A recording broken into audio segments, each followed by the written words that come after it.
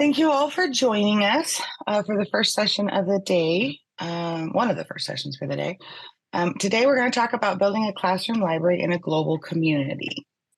And today, we're going to have Dr. Sherry Denny. She is an assistant professor of professional practice and leads our health and fine art departments. She has previously helped lead middle school English and Mizzou Global Scholars. She is a passionate reader and is dedicated to projects that promote global mindedness. Also joining us is Kimberly Kester. Kimberly is an assistant professor of professional practice. She has a master's in education and teaching English as a second language and has taught in many countries all over the world. She is a member of the Cherokee Nation of Oklahoma and is currently writing a book for teachers on using Native American texts in the ELA classroom. I am Tammy Regan. I am the business director. With over 17 years at Mizzou Academy, I'm passionate about alternative education and thrilled to work with experienced people all over the world. Before I worked at the university, I was a librarian, working with online references, homeschooling concepts, and reading events for tiny little toddlers. Today, in this session, we will explore these questions. What is a classroom library? Why is it important? What is the power of a classroom library? How do you find books that are windows and mirrors for your students? And to start us off is Dr. Sherry Denny. We're going to start with the first two questions. What is a classroom library and why is it important? Although I don't want to read it to you, I feel that it's necessary because our entire presentation is focused around the same understanding of what a classroom library actually is. It is a library that has a collection of reading materials that is curated and organized within a classroom setting. It is designed to provide students with accessible materials that cover a diverse range of interests, reading levels, and genres. These materials are made available through a variety of mediums and delivery methods. And I want to note that we will be talking about those mediums and delivery methods later on in the presentation. You will notice that in italics, we put curated. And so we wanted you to just stop, pause, and think about this definition of a classroom library and what it might mean in your setting, especially the word curated. So we just want to pause just a moment for you to think over this definition, maybe reread it, and think about what it means for your setting.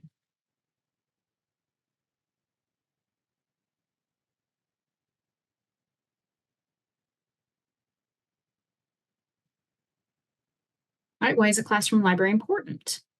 This might seem like a logical question, but again, I want you to read along with me, or I'll read with you. A classroom library is an essential component of an effective and comprehensive literacy program. I think we can all give that a nod. However, it should also serve as a nucleus for cultural representation and inclusivity. It should go beyond traditional classroom resources to offer students an array of reading materials that inspire, educate, and engage. And if this isn't mentally where you're at with what a classroom library is or why it's important, this is where we're going to take you in our journey today. So if you would advance the slide. We're going to go to the second question. Actually, there's the two questions, and this is that second bullet. What is the power of a classroom library? We already talked about a little bit about language learning and literacy, cultural representation, and now we're going to talk a little bit about authenticity and global awareness. Let's revisit these, each one of these, just briefly, one at a time. Please advance. All right, for language learning and literacy, classroom libraries give students opportunities to read books. All right, we're just going to process that in just a moment. And we wonder, are our young people reading as much as we'd like them to? It's an opportunity. Provide accessible reading materials. Think about the students you have in your classroom. Are there accessibility issues that you might need to address so that these resources are delivered? Promote the love of reading. I think some of you are here because you already love reading, but let's think about our students. Having a library promotes the love of reading. I think once you get them started in reading, you can get them hooked. I think we've all been there and enjoyed it ourselves. Enhanced reading comprehension. The more you read, the more you understand. This is excellent for English language learners because one, it exposes students to a variety of languages, but generally speaking, we're talking about enhancing reading comprehension in that delivery. Support learning in all content areas. That's a little bit of cross-curricular advantage, cross-curricular advantage. And then concluding with encouraging lifelong learning, and which was what we're doing today. And so we want to motivate that in our students. There's a question mark there at the end of this list. So let's just take a moment to think. Take a moment to think about language learning and literacy in classroom libraries. What does it mean for your setting? So look through the list one more time. Look at the advantages. Look at the power that we're talking about. So take just a moment to look through the list one more time and think about how to fill in that question mark.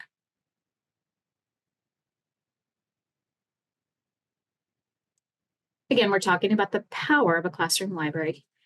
In this section, it's cultural representation. We're going to talk a lot about this later. I'm going to turn this over to Kimberly in just a moment, and she's really going to help you understand what that could mean for your kids. So classroom library exposes students to different cultures, opens up a dialogue, which is needed more than ever, feels more inclusive, offers more diversified role models, critical for many students in your classes, creates a sense of community. This is a community learning conference. What a wonderful way. Bring everybody together, fosters a supportive learning environment. You can imagine how that will enhance your content area and help students explore their identities. Another very important power of a classroom library. There's that question mark again. Think through the list. Again, we're talking about the power of a classroom library and cultural representation. What will it mean for your setting?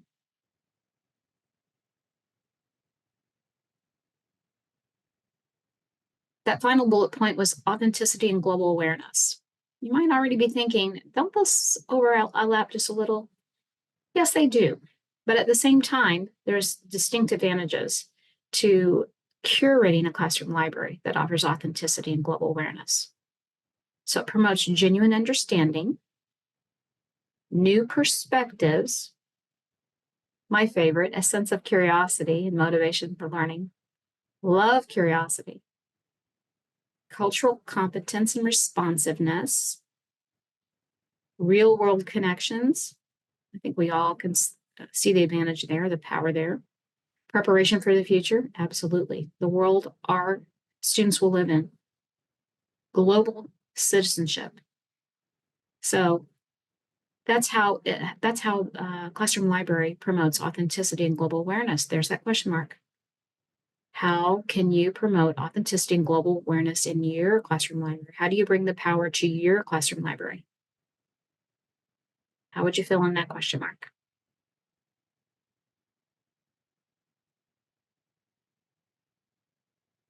How do you find books that are windows and mirrors for your students? As promised, I'm turning it over to Kimberly Kester, and she's going to dive into this. Kimberly? Okay, first of all, I think that it's important to define windows and mirrors. I think I give you a definition on the is it the next slide? Can you? Yes. So windows let students have a window into another culture. That's why we call it windows. They see other perspectives, other cultures. They have that curiosity that Dr. Denny said, and so it's so important. They invite opportunities for increased interpersonal connection, and this builds community, empathy, and understanding. We want students to see people who are different than them and understand them and accept them. They are mirrors because they show students themselves or others who are like them. They reflect the student's culture, race, disability, or other quality. So is your book a window? Is it a mirror? Is it both? You can decide that yourself. Before you add a book to your classroom library, you need to ask yourself these 3 questions, at least these 3 questions. Is this book accurate? We want to present something that is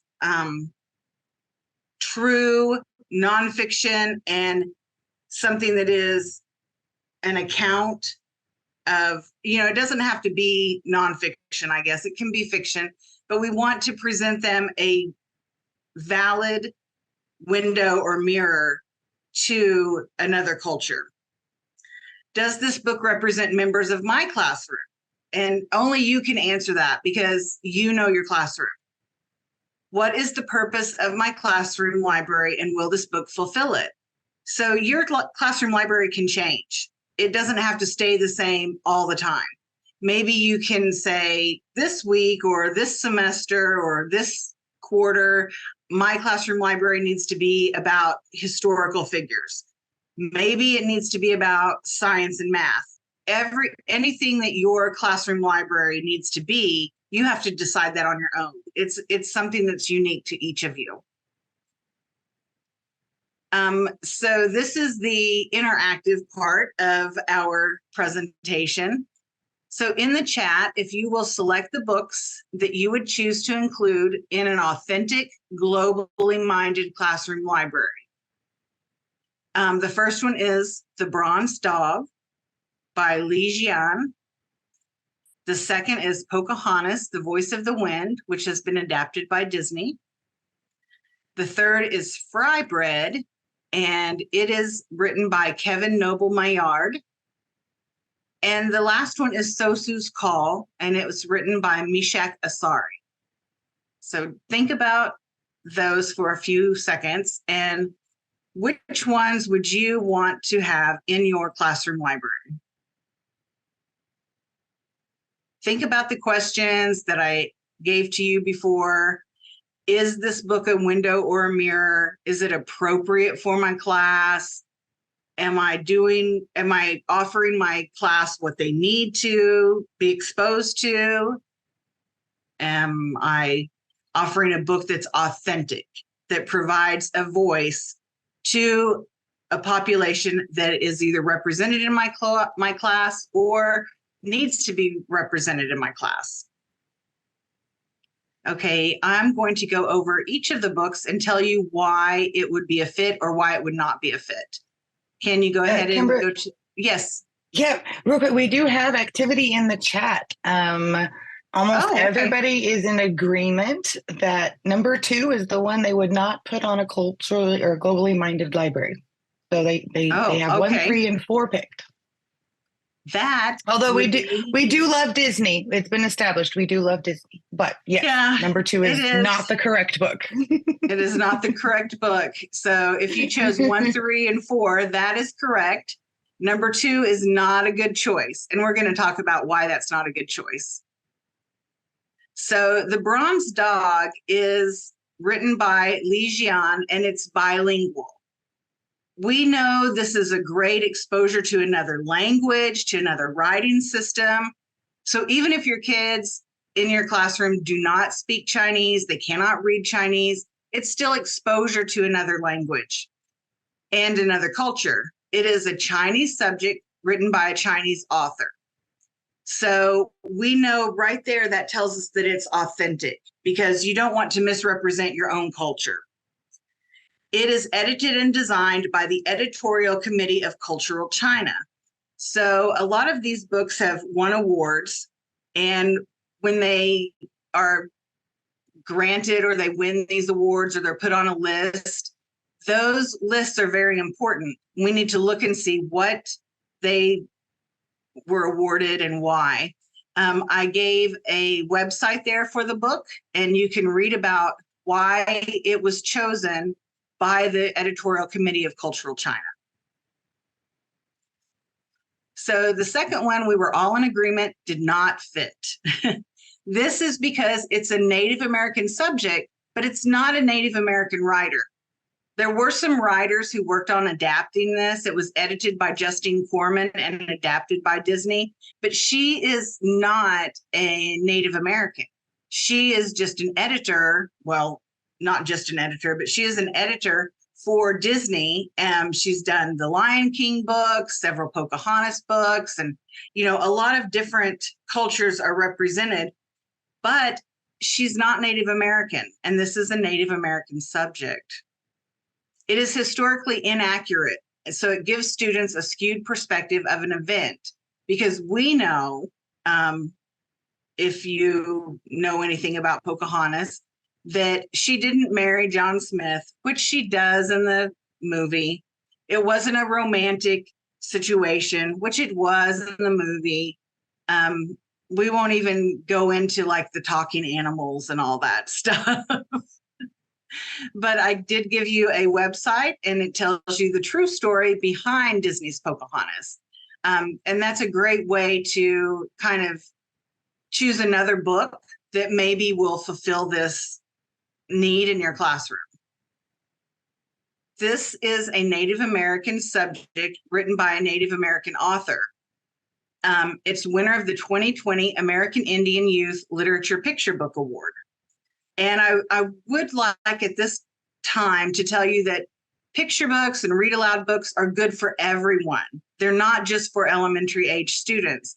They have such a wealth of vocabulary, so many different formats. They have prose, they have poetry. It helps your student learn grammar. It builds their vocabulary. So these are great for every age. The way I did the research was I Googled the author, and he is a member of the Seminole tribe. You can watch this YouTube video. It's a read aloud of this book. But any time that you want to do some research on a book or an author, just Google them, and you're going to find a whole wealth of information on that book and that author. And it's going to tell you, okay, book is accurate or this book is not. It's going to do most of the work for you. Okay, and this book is really good because it's not only a window to Native American culture, because some of you may not have Native Americans in your classroom, but it is also a mirror for Native Americans, because it builds on so much that is important to Native American culture. And the number one of those being family and responsibility. So it's a mirror for Native American children, but it's also a window into that if you do not teach in America or you don't have American students. Real quick, I want to say something about fry bread that I was talking to my husband about it, and he is Native American also, much more than I am. And we were talking about how fry bread is central, a big part of the diet of all these different tribes. And we wondered, like, why is that? Why do we all share that one recipe or that one food thing that is, it's common amongst Hopi and Navajo and Cherokee and Seminole, all of these different tribes from all over the North America use fry bread in their meals or their recipes. So I thought that was interesting. I'm going to have to do some more research on that. Sosu is unable to walk because of his disability. This is Sosu's call. And the main character and the author are from Ghana. And that is important because we don't want someone writing about Black culture, about culture from Ghana that is not from there. So it lends this authenticity to the book. In 1999, it was the UNESCO first prize winner for children's and young people's literature in the service of tolerance. So we know that this is a very good window and for our students to learn tolerance for people who have disabilities. And it is a mirror because it allows our students who may have a different gift or a different way of learning to see themselves and understand that we can do anything that anyone else can do. So in that way, it's a window and a mirror. Okay, Tammy, you're going to take it from here and talk about all the different resources that we have. Yes, thank you, Kimberly. I did want to take just a minute and see if there's any questions so far. I know we have a fairly small team, but looking at the room, everybody's been a teacher or a parent. So any testimonials, any books that you or have read yourself or with your students or your children that were windows or mirrors or both, that may have given you or your student kind of an aha moment? Does anybody have any stories like that? My kids really enjoy books that have a humor aspect, and there's a lot in recent years that are just funny, and they really dive into those and remain engaged throughout the entire reading. And you get kids, I mean, both my girls are 8, and trying to get them both to focus on one thing at one time is challenging. But I lead a Girl Scout troop, and we read different stories based on topic in some of our troop meetings, and that's been the key for us to engage the kids at that age level, is to connect with them somehow. And if they're all finding something funny, then they want to know what happens next, because they want the next laugh. And although that might not be a cultural diversity type of book, that getting them engaged to hear anything is a win for me. That's true. Yeah, for sure. I think sure. that book does provide, I mean, even if it's funny, it's still a window or a mirror, because someone wants to be funny, someone wants to laugh, or someone is one of those jokester people. Or, you might try like a Native American trickster story, something like that. Mm-hmm. Maybe they would really like it. Mm-hmm. I named my cat Ishu. You've been talking about Native American or African tricksters. Ishu is an African trickster, and I read all about it in mythology. Then I named my cat Ishu because I figured it fit well with the trickster. Cats are tricksters. I'm sorry, who was talking? I talked over you. Oh, it was me, Kimberly. I was just going to share that, Sarah, like you, I sometimes struggle with getting my teenagers to read, and I've especially, books about kids of color or by kids of color, and I've found there's some great graphic novels that are more accessible to my older kid and more interesting to read. I've really appreciated those authors, and that I just didn't have growing up as a kid too. I always bonded with characters that were named Lisa. That was my connection. And then here in the area I live, there's more and more like a growing number of small bookstores that are focusing on multicultural books and really curating books that you can't find, always through Amazon or the big book places. And I really loved your, Sherry, emphasis on curated in the first section. When I left the classroom, it was the hardest thing for me was giving up books from my classroom library, because so much love and time was poured into that piece of the classroom. And I still have so many books on my shelves that I hope to bring back to the classroom at some point. Thank you for your session. Amanda says that sometimes it's hard for us to get these kind of books in English down here. If you guys have more YouTube links with read alouds, that would be really useful. And then Kimberly responded with the link on the Fry Bread book is a read aloud. I'll get that link real quick and I'll paste it in the chat again so we have it handy. There's a read aloud for the Pocahontas book. So if you tell your kids up front, we are reading this book not because it's accurate, but because we want to build our vocabulary, or, it's entertaining, it's funny, something along those lines, I think that that's fine, as long as they know that this is not an accurate representation. and they realize that. But it's great for a read aloud. And it's, there are so many Disney books that they have read aloud videos for. I also think it's a research opportunity. Like if you read Pocahontas and you inspire curiosity, they may be like, was that true? Well, let's go find out. So their own discovery might motivate their interest. I think the development over the past couple decades of young adult books and graphic novels has been really amazing. Tammy and I ran out of young adult books when we were like 10. So we were in the adult section together from 10 on, reading books that were, we didn't realize they should have, by all standards, been way above our reading level. We wanted to read and we ran out of books. That's where we were. It really built those sections up a lot. I know a lot of adults that are reading young adult books because they built it up so much. I think that's a big problem in content area, and it's a big obstacle to overcome, that maybe you can read the words of this book, but the subject matter is not really meant for you. It's not targeted to you.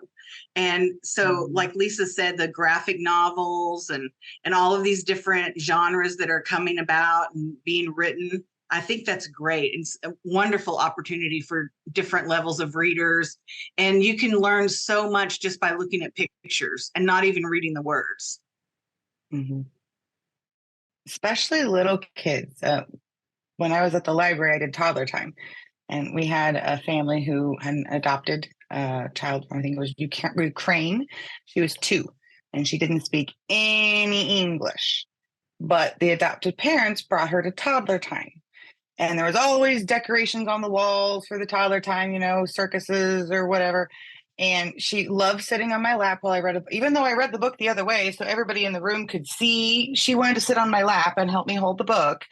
And then afterwards, we'd go around the room and I'd say the animal in English and she'd say it in Ukraine, and we'd learn each other as we go. She was super little. She was only 2 years old, but she was grabbing onto everything. It was fantastic. I still remember her from 20 years ago. Let's segue into some resource information. The first thing we're going to talk about is some resources, and I'll put some links in the chat as we go. Mizzou Academy has some for you. We have a read aloud library. It is elementary, so it's picture books. It's going to be probably more geared towards younger, but like we've been talking about, older kids may find them interesting too. Here is the link to that. If you do not have access, feel free to email me and I'm happy to help you with that. It is closed, but it's free. We just need to give you access to it. At the end of the slideshow will be my email address, so please reach out. It is in the chat. Another thing you could look at is Mizzou Academy's Learning Library. There's a link in the chat too. Look at shelf 14. There's a bunch of lists of books in there from Mizzou Academy, and we do curate that library. There's always something being added, not usually removed. Usually we just keep adding stuff to it. It's just a growing, living resource. So if it's not there now, keep checking back because you never know what we might add. Or you can request from us. You could make a request for a list. Like Amanda was saying, hey, I need more read alouds that are in English. Hey, okay, let's work on that list. Yep. And that's another thing to teachers, whether it's your teachers in your school community or Mizzou Academy teachers, like Kimberly just said. Use your colleagues, use your resources, pull on other people and what they're doing and what they've found. They're going to be some of your best resources you can possibly find.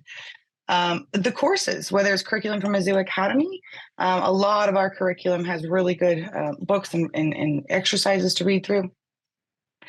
So there's some places just starting off the top that you can find some ideas.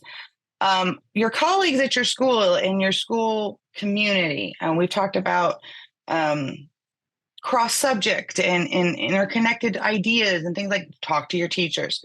The librarian in me cannot forget librarians. Do not forget your librarians. Your school librarians can be one of your greatest resources. Librarians mostly just, they can help me find a book. Librarians are so much more than that. They can actually help you curate the entire collection, accessibility, IT laws or policies at your school, They can help with award-winning lists. They can help with research. They may even be able to help you, give you a shelf in their library. Say your classroom doesn't have a place, so your students move around. So actually, all coming to one, there's a shelf. It may not be an option for your reality. Maybe it's a shelf in the library that you can tell all your kids, hey, there's a shelf for you in the next 2 months. Go check it out, or something like that. Work with your librarian. They can be some of your best resources. We talked about award-winning lists, and several were mentioned in here. I will throw some in the chat, but then I also want to talk and see if there's any more. So we've talked about John Newbery Medal or Michael Prince Award, Costa Book Awards, Caldecott, UNESCO, American Indian Youth Literature Picture Book Award, IBBY's Outstanding Book for Young People with Disabilities. The award list, we could never, I don't think, curate a full list. It just keeps growing. So resources may be starting with these lists, but you can always find more. Does anybody have any right now that they can think of that might be good to share with the group? I put some examples in the chat, but literally they are just examples. That is a toe dip in a massive ocean. I think that if you want to get different cultures and different windows and mirrors, that you could look for that UNESCO award that SOSU's call has. That's a great way to know that it's accurate, because it has a UNESCO and they've kind of done the research for you. Perfect. Thank you. And then, of course, we've talked a lot about researching, and you cannot forget Google, right? Google's a great search engine. You can find more award-winning lists. I've used Google forever. Actually, when I started as a librarian reference librarian, I was teaching people how to use Google. It was 20 years ago. Internet had just hit the libraries, like the little stations at the public libraries where people could go look up how much their car is worth. That just hit the library when I started. And I had to kind of teach people, don't trust every website. I think everybody in this room has run into that, right? So the word curate comes back again, right? We're going to talk about it in the next slide. It's not just a Google search and taking the first thing that comes up. You have to vet the sources. You have to vet the information, because it could be great, could not be. And you need to know that before you recommend it to any of your students. What we might want to talk about are some keywords, because sometimes Google, honestly, the hardest thing about using Google is trying to find the right word that will trick or trigger the search. Open source, award-winning, young adult, diversity, inclusive, culturally responsive, indigenous, First Nation, Native American. What are some other, we can talk for probably 2 hours thinking up keywords, but is anything else that we can put, I'll put these in the chat and we can keep talking about them too. That might be good keywords to start a Google search, knowing you'll need to follow the strings to see if they actually are something you want to add to your curated library. Google's a great resource, but it's not the end all. You'll have to follow the strings on it. Anybody else think of any keywords that they have used before for either award lists or good book recommendations? And as you're doing this, keep in mind, again, we're back to the curating. It is not just, oh, here, I found these lists on Google and giving your kids the lists or your students the list. You'll need to go through them. You'll need to read them, vet them, get recommendations from your colleagues if they've read them. Your librarian may have read them. So curate and verify resources that work for your community. Everybody's a little bit different. Their situations are different. Classrooms are different. You also need to remember to follow your school's policies. Your librarian can help you with this too. There probably are school policies surrounding content, banned books, etc. Just work with your school. Your librarian might be your first line of resource for that. Other resources would be your IT team. They will your user policies for the school platforms. And we're going to get in the next bullet, but think about students who learn differently and the best delivery methods. In classroom, we tend to think everybody's in the classroom and the students are there all day long, but that may not be the reality. So accessing this library or shelf may look differently than a physical shelf in a classroom. It could be a shelf in your school library. If you have an online platform like your school has Canvas, maybe you could have a bookshelf in your online that has all these open access books. Think also about, even if you do have a classroom full of kids, that maybe you do have a shelf in there and that you're able to have students work through that shelf. Think about students who might not be in the classroom for a while. Maybe they have something personal going on in their life. Also think about students who might have learning difficulties. Maybe they need a screen reader. So a physical book may not be best for them. We need to find an open source. It may be the same title that you're recommending to the whole classroom, but you have all other ways of accessing it. So all students are included. And again, I'm just going to tout your librarians. Use your librarians. They're great references for you. I see there's activity in the chat, so I want to go back to the chat and see what's going on. Kimberly has shared some links for great read alouds. Fantastic. Thank you, Kimberly.